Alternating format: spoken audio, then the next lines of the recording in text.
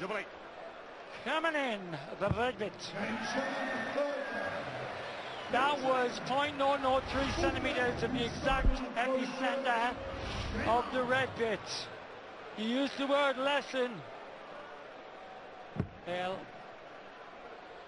maybe if we'd have been more attention to their lessons, you'd have stayed away from the horses and I would have stayed away from the billiard hall. But we are talking micromillimeters. That perfect lie again. This could be over in another 25 minutes. Well, these are horses for courses because Phil Taylor has the course and distance form with darts like that. 5 times he's won this Premier League Championship. 05, 06, 07, 08 and in 2010. And what did he try and do in the first one? He tried to beat everybody 12-0. He did 2 11-1s. One of whom was against our co-commentator. His name I won't give you. Talking about co-commentator, he got a touch of the Wayne Marbles there. Phil Taylor, 3 single 5s. Good. Have a jab in the second dart. Slight bit of tension coming through in the Aussies' metatarsal. No, I think that is near tarsus.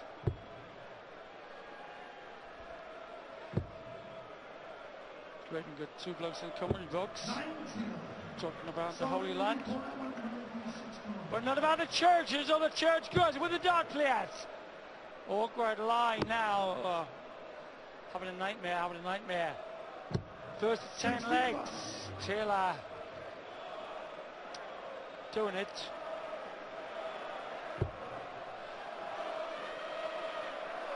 Like eating black puddings out of a piece of black paper and a black night in Blackburn. You don't need sights when you're on Geiger sight like Taylor. It's becoming a parade. 2 hits. Delays the parade with that 96 checkout. He gets his first leg on the board. Hold the parade. Taylor 3-1 and only averaging 90. Phil Taylor here. What a season though, looking back. Birmingham week 13, average 116. Beat Wade. 2-9 darters at Reading. That's on top of the 117.35 the week before. Week in Exeter. That is a Premier League record. And only 1.3 off the world record set against Painter 2 years ago. Dalton. What they've come to see, a Taylor maximum. He's had a 9 darts in the Premier League this season too against Painter and Aberdeen in week 2. But this match is about winning the big pot and the big prize, 150 large. Back-to-back maximums? Well, 180 followed by 140 will do him. He hasn't got a negative bone in his body when it comes to practice, Taylor. He never lets the analytical become the critical. Some people think the greatest ever practicer, probably the greatest ever player that ever will be. Tops. Proof positive. And he is, he will be, there's no doubt about it. 15 times world champion. That's what he wants. He wants to make that sweet 16 at the Ali Pali over Christmas and New Year. Anything else collected along the way is a mere hors d'oeuvre for the great man. Well, I reckon the great man, they could forget about the Olympic flame. If he set a piece of tungsten alight at Land's End, you could fling it at John O'Groats with one fling. I think I might have a pint of what they're having later. What he needs, plenty of that! Plenty of that needed! Perfect. But still 4-1 down, Simon Whitlock. How much did that big comeback against Andy Hamilton take out of the petrol tank? Second place on the league ladder in the round robin, Simon Whitlock. A long way behind Taylor though, mine. Perfect epitome, Taylor never letting it rest. Persuaded of Boffin, a man who's designing the Continental ballistic missiles. to change his darts. He lost to Wade, lost to Jenkins, lost to Manley, averaging 93. Then a week 6, what did he do with the new darts? 116 against Barney. And they were darts that had won him 11 world titles. Who does that? A man whose modus operandi is the relentless pursuit of perfection. Let's see if he can produce it with these 3. 2 treble 20s would leave the ball. Whitlock waits on tops. He'll be back for tops.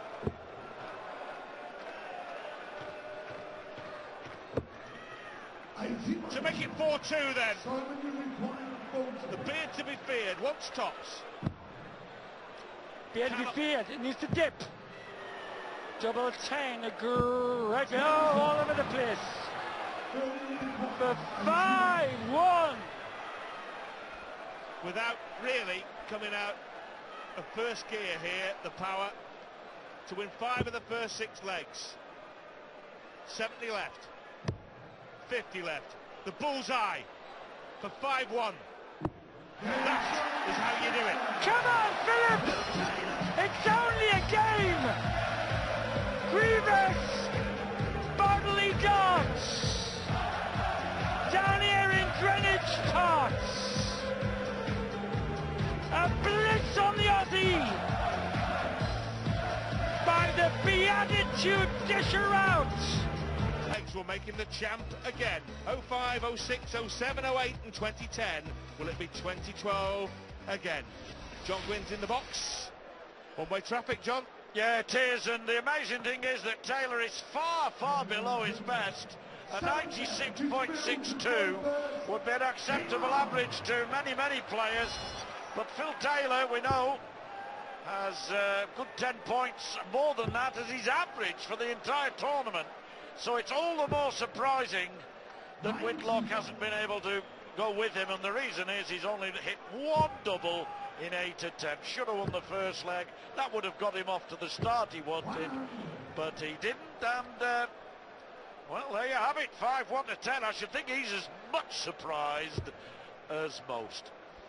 Yeah, it's the perils, I suppose, of playing 2 games back-to-back, the mental and physical energy that you burn playing a semi-final. Remember, he had to burn plenty, John. He was in real trouble against James Wade, wasn't he? It was 6-all, and he had to take out a 149 to stay alive. That's right, and Whitlock himself, of course, was fully tested by Hamilton, having to come himself from behind to win that. 19. It's not over at 5-1, but it would require something remarkably turbocharged from Whitlock and for Taylor's petrol tank to spring a leak.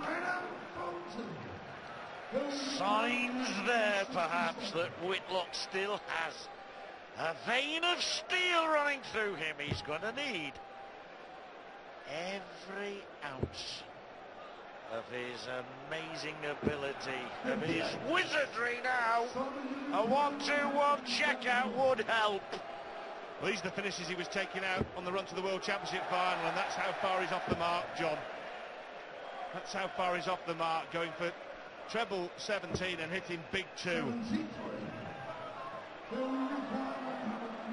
So 109 for Taylor. There leaves 90. Leaves tops, a brilliant bullseye. Oh, what can you say? Just at the moment that I was saying, 96 average, far from Taylor at his best. He brings out the best. Fabulous, fabulous finish. James Wade is the machine. This man is a winning machine. Even when averaging, as you say, John, 96, 97, when we've seen him average vastly more than that this season. We've seen him average up to 117, a Premier League record, 116, and I could start reading through the list. We'll be here between now and the UK Open. He had 12 ton plus averages. He still wins darts matches. Well, that one there was not as crucial as the 149 he pulled out against James Wade, who was sitting on 58 at the time, which in the end went on to help Phil Taylor win that game, a crucial leg. But nevertheless, 19, ball beautifully hit, and then the double top.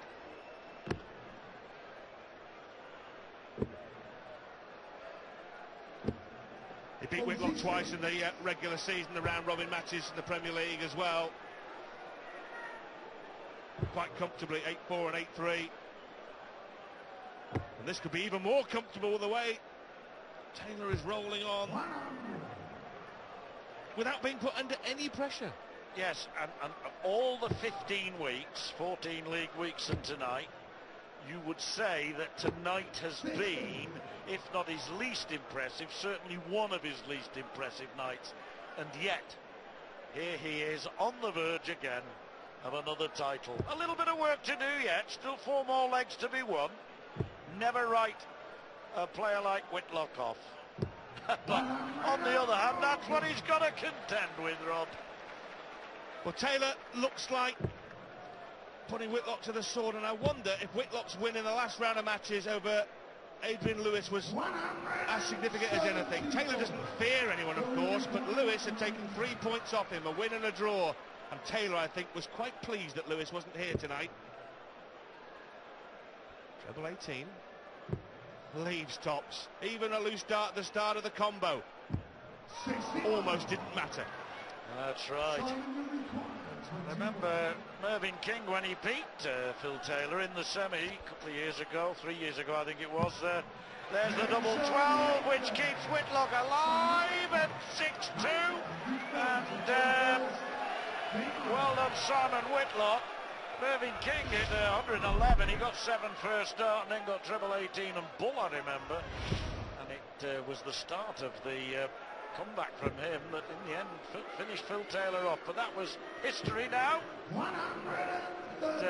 Very important leg that for Simon Whitlock, holding his throw. He's got a break throw a time or two here, and Wayne Mardle's joined me in the box now. Wayne, is it all over, or has Whitlock still got something there to give Taylor something to think about? Well, the start of the match was Simon's undoing. Didn't get into Phil early enough, wasn't at the races. He's still trying to make that ground up. In racing terms, he was a couple of furlong behind, but he's making a game of it now. And what he's got to do, he's got to start right now, and he's got to break the Taylor throw sooner rather than later. And you just get the feeling with Simon, he is a confidence player, and the more he hits, literally, he seems to pick his pace up, and that's what he's got to do.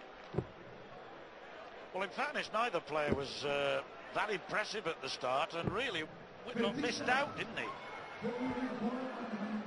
He did indeed. You would think Phil has got 6 starts from here. He only need 3. Into treble 17. Well, that leaves 66. He could well go for the little red bit in the middle. Brilliant, yes. 66, that leaves double 8, of course. Hit the bull a moment ago to leave tops and got it. That's a great start for Whitlock. Needed the 2 of them for the bull. The second dart was so unlucky.